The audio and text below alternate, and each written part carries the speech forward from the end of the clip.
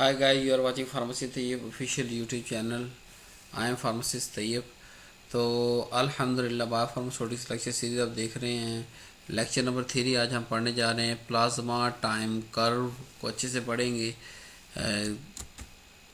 दो लेक्चर हम पहले पढ़ चुके हैं, इंट्रोडक्शन बायो फार्मास्यूटिक्स और फार्माकोकाइनेटिक्स का इंट्रोडक्शन, फिर टर्मिनोलॉजी भी आप ऑलरेडी अगर नहीं देखा तो ये दोनों लेक्चर आप जाके देख सकते हैं। आज तीसरा लेक्चर शुरू करते हैं। प्लाज्मा लेवल टाइम कर्व, नाम से ज़ाहिर है कि एक तरफ हम प्लाज्मा का लेवल लेंगे कि कितनी जो है वो मिकदार मौजूद है कंसंट्रेशन ड्रग की, दूसरी तरफ हम टाइम ले लेंगे और एक कर्व बना लेंगे, यानी ग्राफ प्लॉट करना। एक्चुअली इट इज़ जो है हम ग्राफ बनाते हैं। वाई एक्सिस पे हम प्लाज्मा की कंसंट्रेशन लेंगे, ड्रग की कंसंट्रेशन लेंगे, और एक्स एक्सिस पे हम टाइम लेंगे कि किस खास स्पेसिफिक टाइम पे कितनी कितनी कंसंट्रेशन आती है प्लाज्मा के अंदर। तो हम उसको कहते हैं plasma drug level time curve. The concentration of drug in each plasma sample is plotted against the corresponding time point eight which same sample were taken on graph paper. कि हमने 2 मिनट में सैंपल लिया, 5 minute में, 10 minute में, उसके अंदर जितना जो है उसको प्लाज्मा लिए सैंपल के तौर पे, और उसके अंदर ड्रग की कंसंट्रेशन चेक की, तो वो पार्टिकुलर कंसंट्रेशन जो उस टाइम पे आए उसका हमने एक डॉट लगा दिया ग्राफ पे, फिर अगले टाइम का डॉट लगा दिया, फिर अगले टाइम का डॉट, और फिर अगले, इस तरह 10 12 15 टाइम का मुख्तलिफ कंसंट्रेशन आएगी पॉइंट्स पे। कभी ज़्यादा होगी, आहिस्ता आहिस्ता ज़्यादा होती जाएगी, फिर कम होती जाएगी डोजेज फॉर्म के हिसाब से, जो रूट हम यूज़ कर रहे हैं उस हिसाब से। तो ये जो डॉट बनेंगे इन सबको मिला देंगे तो क्या बनेगी, एक कर्व बनेगी। जैसे भी बनेगी मैं आगे आपको दिखाता हूँ। इस कर्व को हम प्लाज्मा टाइम कर्व कहते हैं, यानी ड्रग सिस्टम के अंदर कितनी पहुंची, किस वक्त कितनी पहुंची, इसका एक ग्राफिक रिप्रेजेंटेशन करने के नाम को हम plasma level versus time curve कहते हैं। अब ये देखें, वाई एक्सिस पे हमने क्या लिया, प्लाज्मा लेवल ले लिया, कंसंट्रेशन ड्रग की कितनी कंसंट्रेशन प्लाज्मा के अंदर, और एक्स एक्सिस पे हमने टाइम ले लिया, इतने मिनट, इतने सेकंड, इतने घंटे। ठीक है। अब ये मुख्तलिफ ग्राफ मैंने एक ही ग्राफ के अंदर शो कराए हुए हैं। सबसे पहले सबकोटेनियस पढ़ते हैं कि जो हम सबकोटेनियस इंजेक्शन या कोई भी मेडिसिन लगाते हैं ना, तो वो यानी कि थोड़ी देर बाद ही उसकी जो है वो डोज ब्लड के अंदर अब्जॉर्ब होना स्टार्ट हो जाती है, और फिर एक वक्त के बाद जल्दी ही उसकी जो है वो डोज ब्लड प्लाज्मा से ड्रॉप हो जाती है।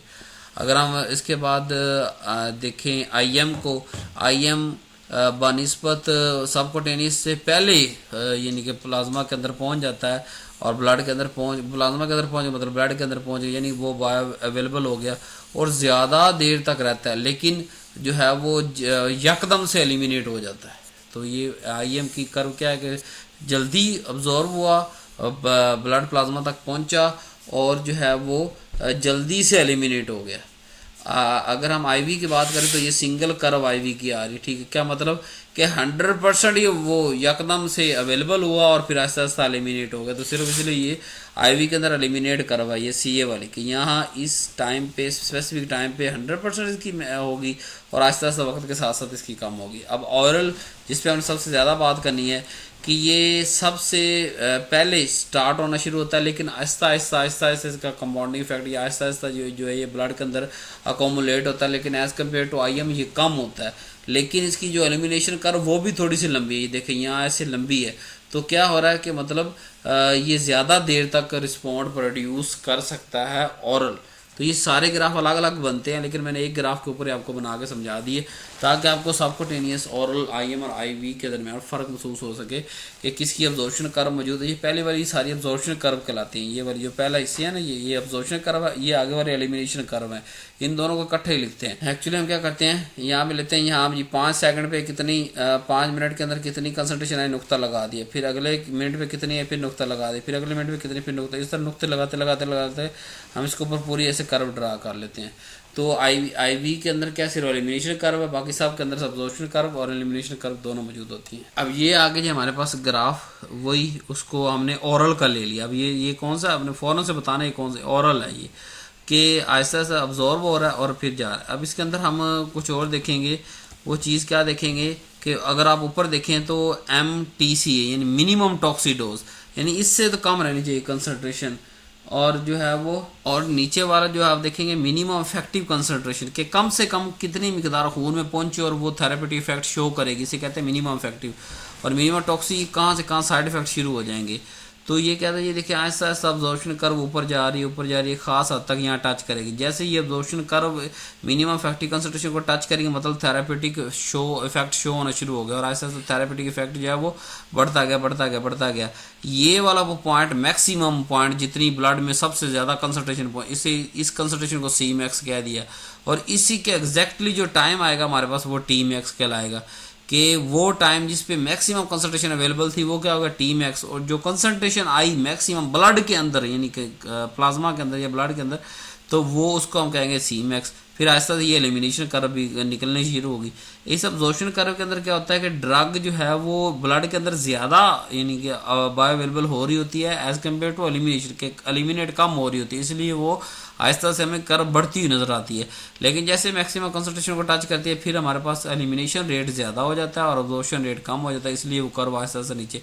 जब इस मिनिमम इफेक्टिव कंसंट्रेशन से भी कर्व नीचे चलेगी तो ये थेरापेटिक शो नहीं करेगी। अब ये जो मिकदार आ गई, यानी कि मिनिमम टॉक्सिक कंसंट्रेशन और मिनिमम इफेक्टिव के दौरान जितनी मिकदार, जितनी कंसंट्रेशन काम करती है, इसको कहते हैं इंटेंसिटी। इसकी कितनी इंटेंसिटी है और जितने मिनट तक ये, यानी कि ये मिनिमम इफेक्टिव कंसंट्रेशन से जिस मिनट पे दाखिल हुई और जिस मिनट पे निकली, इसको हम मालूम कर लेंगे, हमें पता चलेगा इतनी इसकी ड्यूरेशन 8 घंटे, 10 घंटे, 12 घंटे।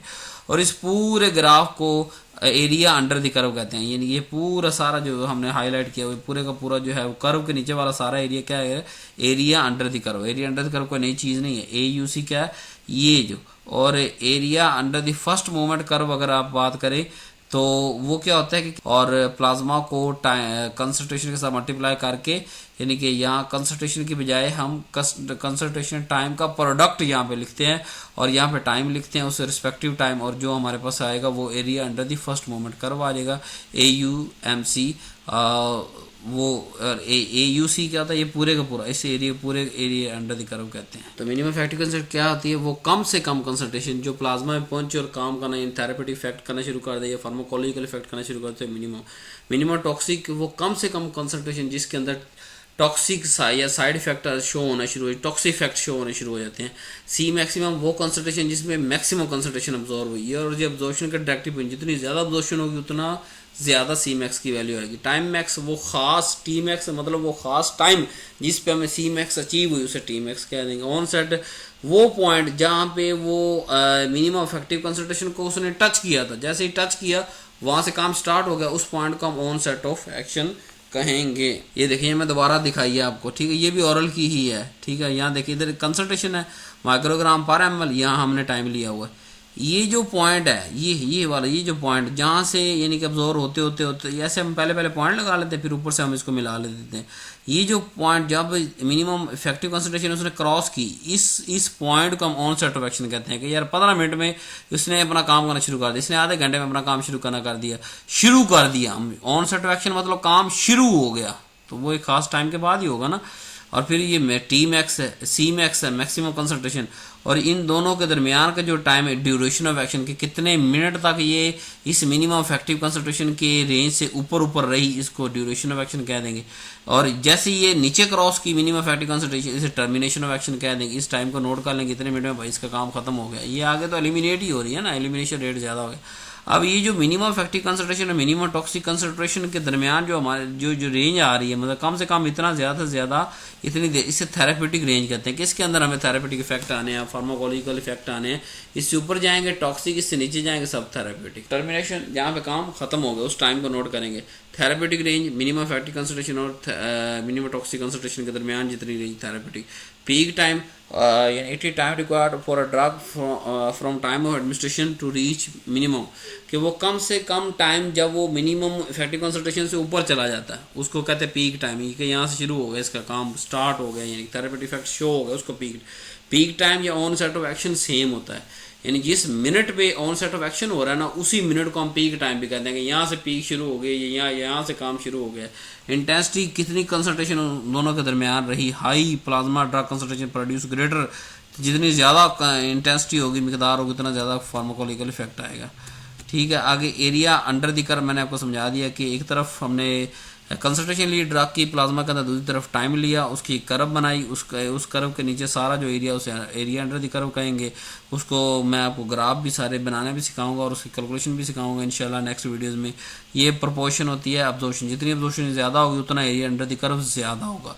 अब area AUMC, area under the first movement plasma concentration, ये कैसे हम ये भी हम कर्व बनाते हैं, किस ग्राफ बनाते हैं कि एक तरफ हम रखते हैं जी कंसंट्रेशन और टाइम का प्रोडक्ट, यानी जहां हमने कंसंट्रेशन ली थी ना वहां हम कंसंट्रेशन मल्टीप्लाई बाय CT का एक नया कॉलम ले लेते हैं, यानी कंसंट्रेशन है ज़रा उसका टाइम मल्टीप्लाई करके वहां एक वैल्यू लिख देते हैं, यानी सिर्फ कंसंट्रेशन नहीं लेनी, वो जिस टाइम पे कंसंट्रेशन आ रहा है उसका प्रोडक्ट लेना है, नीचे टाइम ले लेना है, कंसंट्रेशन की जगह पे CT की वैल्यू लिखनी और नीचे टाइम। अब जो कर्व आ गई ये area under the first movement plasma curve आएगी, इसका हम मालूम करेंगे मीन रेजिडेंस टाइम को चेक करने के लिए कि यार कम से कम कितने टाइम तक रहती है ब्लड के अंदर, मीन रेजिडेंस टाइम इसको कहते हैं। ड्यूरेशन मतलब कितनी देर तक, मतलब वो ड्यूरेशन कौन सा टाइम होगा कि जिस टाइम वो मिनिमम इफेक्टिव कंसंट्रेशन को क्रॉस की उसको स्टार्ट करेंगे, या 3 घंटे बाद उसने काम स्टार्ट किया और 8 घंटे पे ख़त्म कर दिया, वो ड्यूरेशन के 3 से 8 मतलब 5 घंटे उसकी ड्यूरेशन होगी। मीन रेजिडेंस टाइम के जो ड्रग है वो परसिस्टेंट बॉडी के अंदर रही कितने टाइम तक, ये हम कैसे निकालते हैं, मिनिमम जो हमारे पास आएगा मीन MRT यानी कि मीन रेजिस्टेंस टाइम आएगा area under the first movement curve AUMC divided by AUC, यानी किसी भी हमारे पास आएगा ना AUC तो हमने निकाले एरिया अंडर द कर्व, एक तरफ कंसंट्रेशन एक तरफ टाइम, उसका सारा हमने कर्व निकाल ली AUC। इसी तरह AUMC भी निकालेंगे कि एक तरफ कंसंट्रेशन मल्टीप्लाई बाय टाइम की वैल्यू लिखेंगे, दूसरी तरफ सिर्फ टाइम लिखेंगे, उसका जो एरिया निकलेगा वो AUMC होगा, उसको ऊपर नीचे लिखेंगे AUC, तो हमें पता चलेगा कि ड्रग कितनी देर तक जो है ब्लड के अंदर रही हमारे पास, मीन रेजिडेंस टाइम कितना है, जिसने काम भी किया उसके अंदर। हाफ लाइफ, अब अब्जॉर्प्शन हाफ लाइफ क्या मतलब it's time to in which the plasma concentration और drug become 1/2 it's initial value, कि जितनी हमने अब्जॉर्व हुई मतलब 100 ग्राम अब्जॉर्व 100 मिलीग्राम अब्जॉर्व हुई तो 50 जब रह जाएगी उसे कहेंगे अब्जॉर्प्शन हाफ लाइफ, कि अब आधी अब्जॉर्प्शन रह गई, मतलब 100 हुई थी तो हाफ 50 रहेगी। तो इस हाफ लाइफ को मालूम करने के लिए हम करते हैं 0.693 डिवाइडेड बाय K अब्जॉर्प्शन, यानी अब्जॉर्प्शन रेट कॉन्स्टेंट, अब्जॉर्प्शन का जो रेट कॉन्स्टेंट होता है ना उसकी वैल्यू को डिवाइड करते हैं 0.693 से, जो हमें वैल्यू आती है वो उसकी हाफ लाइफ। अब हर ड्रग की K अब्जॉर्प्शन अलग होगी, ठीक है, तो इसीलिए हर ड्रग का अब्जॉर्प्शन हाफ लाइफ अलग होगी। डिस्ट्रीब्यूशन हाफ लाइफ का मतलब ये है कि ये वो टाइम है जब 50% ड्रग बॉडी के अंदर डिस्ट्रीब्यूट हो गई है, 50% अभी बाकी है, तो ये 0.693 UKD, यानी वहाँ यानी अगर अब्जॉर्प्शन का कॉन्स्टेंस डिवाइड करेंगे तो वो अब्जॉर्प्शन हाफ लाइफ आ जाएगी, अगर हम वहाँ डिस्ट्रीब्यूशन का जो है वो K रेट कॉन्स्टेंस को डिवाइड करेंगे तो वो हमारे पास डिस्ट्रीब्यूशन हाफ लाइफ आ जाएगी कि 50% ड्रग डिस्ट्रीब्यूट हो गया बॉडी के अंदर, 50% अवेलेबल है। एलिमिनेशन हाफ लाइफ कि जितनी गई थी उससे आधी कब रह गई, ये एलिमिनेशन रेट कॉन्स्टेंट से डिवाइड करेंगे। तीनों सेम है, समझने में फ़र्क है। आप देखें अब्जॉर्प्शन कितनी जो है 50% जब अब्जॉर्प्शन रह गई, 50% डिस्ट्रीब्यूट हो गई, 50% एलिमिनेट होगी, टोटल 100 ग्राम गई, बाकी जब 50 ग्राम एलिमिनेट होगी तो वो हाफ लाइफ है। लेकिन ये सारे यानी 0.693 को आपको डिवाइड कर देना K से, अगर K अब्जॉर्प्शन से करेंगे वो अब्जॉर्प्शन हाफ लाइफ, अगर K डिस्ट्रीब्यूशन से करेंगे वो डिस्ट्रीब्यूशन हाफ लाइफ, अगर KE एलिमिनेशन रेट कॉन्स्टेंट से करेंगे तो वो हमारे पास एलिमिनेशन हाफ लाइफ, ये बेलिकल हाफ लाइफ कहलाएगी। वॉल्यूम डिस्ट्रीब्यूशन क्या होता है कि ये हाइपोथेटिकल वॉल्यूम ऑफ फ्लूइड और body available for distribution of drug. अब देखिए हमारी ड्रग जो है ना वो प्लाज्मा या ब्लड के अंदर जाकर बाउंड भी होती है, फ्री भी रहती है, सोल्यूशन के अंदर फिरती भी रहती है, फ्री और अनबाउंड। तो इस तरह ये हम ये नहीं कह सकते कि जी 8% पानी है हमारे अंदर या 8% टोटल ब्लड मौजूद है पूरी बॉडी के वेट के हिसाब से, तो 8% ही हर किसी ड्रग का नहीं, वो ड्रग कितनी ज़्यादा उन जो है वो प्रोटीन से बाइंड होती है उसका वॉल्यूम डिस्ट्रीब्यूशन उतना ज़्यादा होगा, मतलब उतनी देर तक ब्लड के अंदर रहेगी और डिस्ट्रीब्यूशन ज़्यादा मतलब ज़्यादा डिस्ट्रीब्यूट हो रही है टिश्यू के अंदर। जितनी कम प्रोटीन बाइंडिंग रहेगी उतनी उसकी डिस्ट्रीब्यूशन कम रहेगी, यानी वो फ्री रहेगी, वो काम करके एलिमिनेट हो जाएगी, ठीक है। अपेरेंट वॉल्यूम जो अवेलेबल होता है डिस्ट्रीब्यूट होने के लिए, वहाँ में आपका दोनों चीज़ें, एक बाउंड होना, एक तो अवेलेबल होना, वहाँ पहुँच गए। डिस्ट्रीब्यूट का मतलब कि वहाँ डिस्ट्रीब्यूट हो गया ब्लड के अंदर। तो VD को आप DB/CP से मालूम कर सकते हैं। DB in amount of drug in body, body के अंदर ड्रग कितनी पहुँची डिवाइडेड बाय कंसंट्रेशन उस वक्त कितनी थी, कि हमने 100 ग्राम दी तो कंसंट्रेशन कितनी पहुँची, उसको कहते हैं वॉल्यूम ऑफ डिस्ट्रीब्यूशन। इजीली हम निकाल सकते हैं। अब ड्रग कंसंट्रेशन मेजर करने के दो तरीके, इन्वेसिव, नॉन इन्वेसिव। नाम से ज़ाहिर, इन्वेसिव मतलब कोई सुई खुबानी पड़नी, मतलब आईवी के ज़रिए या पेरेंटल रूट, यानी कि ये वेन आर्टरीज इनके से खून लेने देने के और मेजर करे, उससे इन्वेसिव। नॉन इन्वेसिव मतलब उन्हें कोई छेड़खानी नहीं करनी, पेरेंटल रूट को इस्तेमाल नहीं करना, हम पेशाब ले रहे हैं, यूरिन ले रहे हैं, सलाइवा ले रहे हैं, जो हवा बाहर हम एक्सपेल कर रहे हैं उसको लेके हम ड्रग मेजर कर रहे हैं। अगर कोई ऐसी ड्रग हो जिसका इन्वेसिव और नॉन इन्वेसिव मेथड से रिजल्ट सेम आए ड्रग की कंसंट्रेशन का, तो हम नॉन इन्वेसिव को प्रेफर करते हैं हमेशा। सिग्निफिकेंट क्या है, इसको हम मेजर क्यों करते हैं? नंबर एक, प्लाज्मा जो ऑब्टेन होता है, ये तो मैं आपको पिछली वीडियो के अंदर पढ़ा के आ चुका हूँ। प्लाज्मा वगैरह क्या होता है, प्लाज्मा के अंदर क्लोटिंग फैक्टर होते हैं, ब्लड सेल होते हैं, यानी कि इसके अंदर हम एंटी कोएगुलेंट डालते हैं जब हम इसको सेंट्रीफ्यूज करते हैं। सीरम के अंदर हम एंटी कोएगुलेंट नहीं डालते, उसको क्लोट होने देते हैं और सेंट्रीफ्यूज कर देते हैं। क्लोट वो सारी चीज़ अलग हुई थी, सीरम अलग होता है। तो ये जो है वो सम सिग्निफिकेंट एस्पेक्ट है प्लाज्मा के, कि ये most of tissue cell are highly perfused with plasma, कि बहुत सारे जो है टिश्यू सेल है उसे परफ्यूज रहते हैं, प्लाज्मा हर जगह जो है वो हर टिश्यू के अंदर घुसा होता है। To overcome the individual variation in pharmacokinetic, because each individual में हैव डिफरेंट रिसेप्टर सेंसिटिव, किसी के अंदर रिसेप्टर सेंसिटिव ज़्यादा, किसी के लिए कम। इन सारी वेरिएशन को ओवरकम करने के लिए हम कंसंट्रेशन को मेजर करते हैं कि यार इस खास बंदे के अंदर कितनी कंसंट्रेशन जाए, to just the drug dosages, कि हमने कितनी देनी है। अगर उसके अंदर ज़्यादा रिटेन कर रही है, ज़्यादा बाउंड कर रही है, ओवरऑल मिनिमम तो सेम ही होता है, लेकिन हम उसको पर्सनल भी जो है मोनीटर कर सकते हैं कि इसका किडनी फंक्शन कम है, इसका किडनी फंक्शन ज़्यादा है, इसका लीवर फंक्शन कम, इसका लीवर फंक्शन ज़्यादा।